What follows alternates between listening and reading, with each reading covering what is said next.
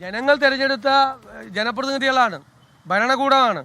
ആ ഭരണകൂടത്തിനെതിരായി ആരോപണങ്ങളും ആക്ഷേപങ്ങളും വരുമ്പോൾ ജനങ്ങളോട് മറുപടി പറയാനുള്ള ഉത്തരവാദിത്വമുണ്ട്. ഭരണഘടനാപരമായ ഉത്തരവാദിത്വവും ധാർമ്മികമായ ഉത്തരവാദിത്വമുണ്ട്. ആ ഉത്തരവാദിത്വത്തിൽ നിന്നാണ് മുഖ്യമന്ത്രി ഒളിച്ചോടുന്നത്. പിന്നെ ആരാ മറുപടി പറയേണ്ടത്? DGP മറുപടി പറഞ്ഞാൽ മതിയോ? എന്നാൽ പിന്നെ രാഷ്ട്രീയ നേതൃത്വം വേണ്ടല്ലോ, ഭരണ നേതൃത്വം വേണ്ടല്ലോ, ഉദ്യോഗസ്ഥന്മാർ ഭരിക്കട്ടെ. DGP മറുപടി പറഞ്ഞാൽ മതിയെങ്കിൽ അപ്പം മുഖ്യമന്ത്രി ഞാനൊന്നും പറഞ്ഞില്ലെങ്കിൽ നിങ്ങൾക്കാർക്കും ഒരു കുഴപ്പമില്ലല്ലോ കേരളത്തിലെ മാധ്യമങ്ങൾക്ക്.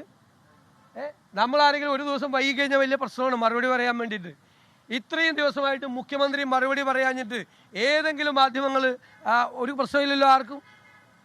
എന്തുകൊണ്ടാണ് ഇത് പറയാതിരിക്കുന്നത്? ഇത്രയും ക്രൂരമായ സംഭവങ്ങൾ, ഞെട്ടിക്കുന്ന സംഭവങ്ങൾ ഉണ്ടായിട്ട് കേരളത്തിലെ മുഖ്യമന്ത്രിക്ക് മറുപടി പറയണ്ടേ? ഒരു ചർച്ചയില്ലല്ലോ, ഒരു മാധ്യമ ചർച്ചയില്ലല്ലോ, ഒരു വൈകുന്നേരത്തെ ചർച്ചയില്ലല്ലോ. എന്തുകൊണ്ട് മുഖ്യമന്ത്രി മറുപടി പറയുന്നത്? ഞാൻ ഗൗരവത്തോടെയാണ് ചോദിക്കുന്നത്. പിന്നെ ഏത് കാര്യത്തിലാണ് മറുപടി പറയുന്നത്? എന്തിനാണ് ഇങ്ങനെ ഒളിച്ചോടുന്നത്, പേടിച്ചോടുന്നത്? ഞങ്ങളതിൻ്റെ പുറകെയുണ്ട്. എവിടെ ഓടിയാലും രക്ഷപ്പെടില്ല. ഇതിനകത്ത് ഉത്തരം പറയിപ്പിക്കാനേ ഈ മുഖ്യമന്ത്രിയെ കൊണ്ട്, ഗവൺമെൻറ്റിനെ കൊണ്ട് ഉറപ്പായിട്ട്.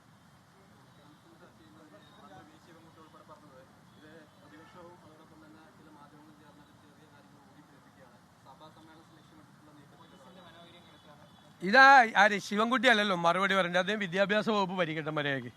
അദ്ദേഹം അത് നോക്കിയാൽ മതി. ആഭ്യന്തര വകുപ്പിനെ കുറിച്ചുള്ള ആരോപണത്തിന് മുഖ്യമന്ത്രി മറുപടി പറയണം. ഇത് നിങ്ങൾ കെട്ടിപ്പൊക്കെയാണോ മാധ്യമങ്ങൾ? ആണോ?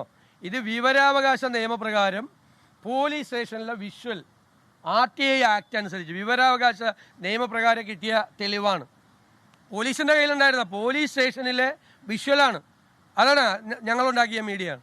ഞങ്ങളിങ്ങനെ കുറേ പോലീസുകാരെ വേഷം കെട്ടിച്ചു കൊണ്ടുവന്നിട്ട് ഈ പയ്യനെ ഇടിക്കുന്ന വിഷ്വല് പ്രതിപക്ഷം ഉണ്ടാക്കിയതാണോ, മാധ്യമങ്ങൾ ഉണ്ടാക്കിയതാണോ?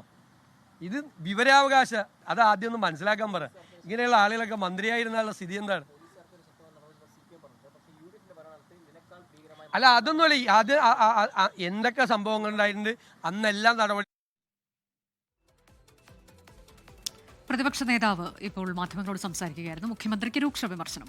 ലോകത്തെവിടെയായാലും ഏത് സമയത്തും 24 വാർത്തകളും ഓഗ്മെന്റഡ് റിയാലിറ്റി പാക്കേജുകളും എക്സ്പ്ലെയിനറുകളും വിശദമായി കാണാൻ ഞങ്ങളുടെ YouTube ചാനൽ നിങ്ങൾക്ക് സബ്സ്ക്രൈബ് ചെയ്യാം.